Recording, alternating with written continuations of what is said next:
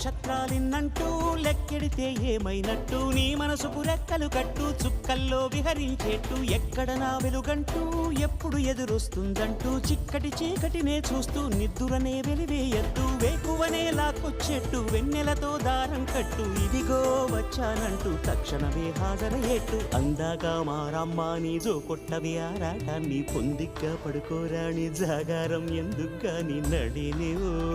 హరినివో తరుణివో మురిపించి ముద్దుల గుమ్మ